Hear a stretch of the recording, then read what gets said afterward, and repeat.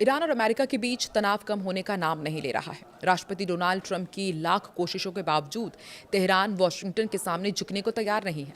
Trump straight of Hormuz को फिर से खोलने के लिए ईरान पर लगातार दबाव बना रहे हैं और इसी को लेकर अब ईरान ने ट्रंप को बड़ा झटका दिया है। ईरान की तरफ से ये कहा जा रहा है कि साल 2029 यानी कि जब तक अमेरिकी राष्ट्रपति डोनाल्ड ट्रंप का कार्यकाल समाप्त नहीं होता तब तक वो हॉर्मुज नहीं खोलेंगे। तो क्या अब ये ईरान की सीधी चुनौती अमेरिका के लिए एक धमकी साबित होगी और इसको लेकर के अमेरिका किस तरह से रिटेलिएट करेगा, समझते हैं इस वीडियो में। नमस्कार, मैं हूं आकांक्षा और आप देख रहे हैं न्यूज़ 18 का डिजिटल प्लेटफॉर्म। देखिए, ईरान ने सोमवार को ट्रंप प्रशासन के साथ किसी भी भविष्य की बातचीत से इंकार कर दिया है। ईरान ने दरअसल साफ कहा है कि वो 20 जनवरी 2029 को अमेरिकी राष्ट्रपति का कार्यकाल समाप्त होने तक इंतजार करेगा। ईरान की इस बात से अमेरिका के सामने एक बड़ी मुसीबत खड़ी हो गई है। ईरान का कहना है कि वो साल 2029 तक इंतजार करने को तैयार है, लेकिन ट्रंप के सामने किसी भी कीमत पर झुककर कोई भी समझौता नहीं करेगा। ईरानी मीडिया और संसद अध्यक्ष मोहम्मद बाकिर गालिबाफ के सलाहकार माजिद शेकरी की ओर से किए गए एक बयान के मुताबिक तेहरान अब ट्रंप का कार्यकाल खत्म होने तक अपनी मौजूदा रणनीति जारी रखेगा। ट्रंप का मौजूदा कार्यकाल 20 जनवरी साल 2029 को खत्म होगा। इसके साथ ही ईरान ने अपनी 3 पुरानी शर्तें भी दोहराई, जिससे ट्रंप प्रशासन की मुश्किलें बढ़ गई है। ईरानी संसद अध्यक्ष गालिबाफ के वरिष्ठ सलाहकार ने सोशल मीडिया पर एक पोस्ट किया, तेहरान का रुख साफ किया। उन्होंने कहा कि ट्रंप हमारे साथ किसी भी तरह के समझौते तक नहीं पहुंच पाएंगे, क्योंकि हम 20 जनवरी 2029 तक इंतजार करेंगे और हम उनका कार्यकाल खत्म होने तक इसी तरह बने रहेंगे। उन्होंने ये भी कहा कि ईरान का रास्ता ना तो सीधी जंग है और ना ही तत्काल समझौता, बल्कि ऐसी स्थिति बनाए रखना है जिसमें युद्ध भी ना हो और शांति भी पूरी तरह स्थापित ना हो। उन्होंने कहा कि इस माहौल में अमेरिका के साथ किसी भी तरह की बातचीत की सार्वजनिक रूप से पुष्टि करना सरासर बेवकूफ़ी होगी। उन्होंने कहा कि अभी हमारे लिए सबसे बेहतरीन और जीतने वाली रणनीति यही है कि हम इनकार करें, अनिश्चितता बनाए रखें और रणनीतिक धैर्य दिखाएं। ईरान ने अमेरिका के साथ बातचीत दोबारा शुरू करने के लिए अपनी कुछ प्रमुख शर्तें भी रखी हैं।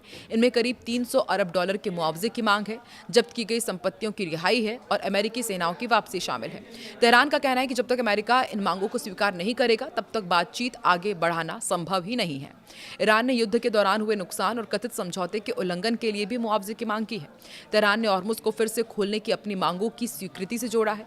ईरान के विदेश मंत्री अब्बास अराक्ची ने भी एक दिन पहले कहा था कि फिलहाल अमेरिका और ईरान के बीच कोई सीधी बातचीत नहीं चल रही है। हालांकि दोनों देशों के बीच मध्यस्थों के जरिए संदेशों का आदान प्रदान जरूर हो रहा है।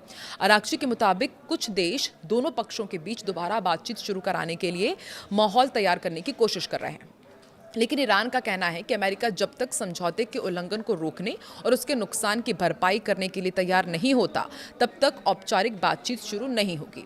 बातचीत के साथ साथ ईरान ने दुनिया के सबसे महत्वपूर्ण समुद्री व्यापार मार्ग में शामिल हॉर्मुज को लेकर के भी अपना रुख सख्त रखा है। ईरान के रेवोल्यूशनरी गार्ड्स ने कहा है कि अमेरिका की ओर से उसकी सभी शर्तें स्वीकार किए जाने तक हॉर्मुज को नहीं खोला जाएगा।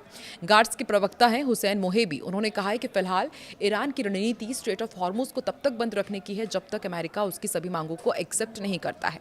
उन्होंने इसे अब सिर्फ एक समुद्री मार्ग नहीं बल्कि युद्ध का मैदान करार दिया है। हॉर्मुज सिर्फ एक समुद्री रास्ता नहीं है बल्कि पूरी दुनिया की ऊर्जा आपूर्ति की रीढ़ की हड्डी माना जाता है।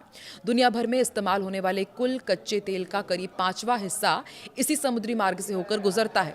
सऊदी अरब, इराक, यूएई, कुवैत और कतर जैसे जो बड़े तेल और गैस उत्पादक देश हैं, वो इसी रास्ते के जरिए अपने टैंकर्स को एशिया, यूरोप और अमेरिका भेजते हैं। अमेरिका और ईरान के बीच महीनों से चल रही जंग अब एक नए मोड़ पर पहुंचती दिख रही है।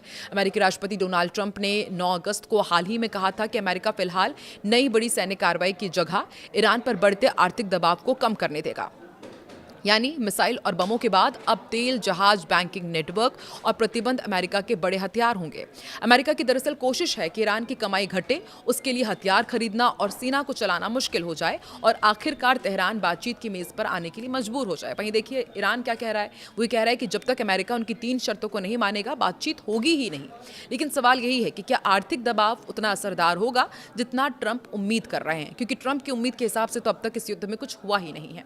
अमेरिका ने रणनीति क्यों बदली है ये भी अब समझना बहुत ज्यादा जरूरी हो जाता है। देखिए, ईरान के खिलाफ लंबे सैन्य अभियान के बावजूद युद्ध खत्म नहीं हुआ। लगातार सैन्य कार्रवाई में हथियारों और संसाधनों की खपत भी बढ़ रही है। ऐसे में आर्थिक दबाव अमेरिका को बिना बड़े नए हमलों के ईरान पर दबाव बनाए रखने का एक रास्ता देता है।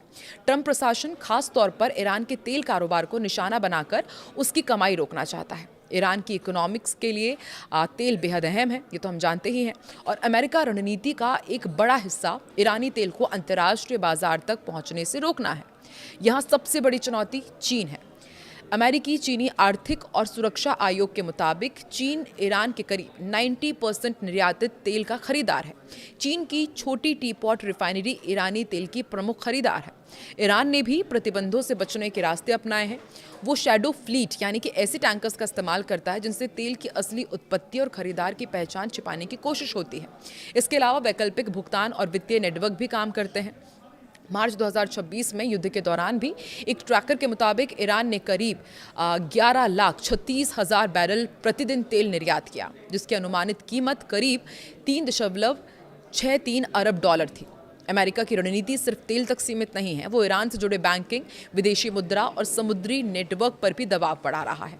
मकसद है तेल बेचना मुश्किल करना, उसे ढोना मुश्किल करना और उससे मिले पैसों को अंतर्राष्ट्रीय कारोबार में इस्तेमाल करना मुश्किल करना। इस पूरी लड़ाई में हॉर्मुज सबसे अहम हो गया है। 11 अगस्त को अमेरिका ईरान के बीच बातचीत में गतिरोध के बीच ब्रेंट क्रूड $88 प्रति बैरल और WTI $82.45 तक जा पहुंचा था।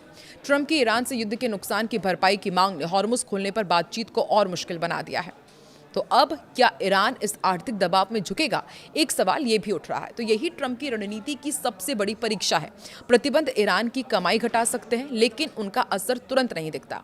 ईरान के पास चीन जैसे बड़े खरीदार हैं और प्रतिबंधों से बचने के पुराने रास्ते भी हैं। इसलिए जब तक चीन ईरानी तेल खरीदता रहेगा, अमेरिका के लिए ईरान की तेल कमाई पूरी तरह से रोकना मुश्किल होता रहेगा। अब आर्थिक दबाव का फायदा अमेरिका को यह है कि इसमें अमेरिकी सैनिकों का सीधा जोखिम कम रहता है, लेकिन इसका नुकसान ये है कि हॉर्मुज संकट से वैश्विक तेल कीमतें बढ़ सकती हैं, जिसका असर अमेरिका के साथ उसके सहयोगी देशों और भारत जैसे बड़े तेल इंपोर्टर्स पर भी पड़ेगा। भारत के लिए क्यों अहम है, ये भी आपको समझाते हैं। देखिए, भारत अपनी ज़रूरत का बड़ा हिस्सा कच्चा तेल आयात करता है और हॉर्मुज में लंबे समय तक तनाव रहने से तेल और शिपिंग महंगी हो रही है। इससे भारत का आयात बिल, रुपए और महंगाई पर दबाव बढ़ सकता है। यानी ट्रंप का नया दाव सिर्फ ईरान को कमज़ोर करने की कोशिश नहीं है, इसका असर चीन, वैश्विक तेल बाजार और भारत की ऊर्जा सुरक्षा तक पहुँच सकता है। अमेरिका अभी ईरान को युद्ध के मैदान में नहीं, उसकी कमाई के रास्ते पर दबाव डालकर झुकाना चाहता है, लेकिन चीन की तेल खरीद और ईरान के वैकल्पिक नेटवर्क के कारण ये रणनीति कितनी सफल होगी, यह भी तय नहीं है। आपको क्या लगता है? एक तरफ ईरान आंखें दिखा रहा है, अमेरिका को साफ कर रहा है कि बातचीत नहीं होगी जब तक ट्रंप का कार्यकाल चलेगा, वो बातचीत नहीं करेंगी, इसी तरह से अनिश्चितता रहेगी। वहीं दूसरी तरफ अमेरिका ये कोशिश कर रहा है कि ईरान की अर्थव्यवस्था पर कहीं ना कहीं वो असर डाल सके, लेकिन चीन साथी बनकर खड़ा है ईरान के लिए। आपको क्या लगता है आने वाले दिनों में इस युद्ध का रुख किस तरफ पहुंचने वाला है? कमेंट सेक्शन में जरूर बताएं।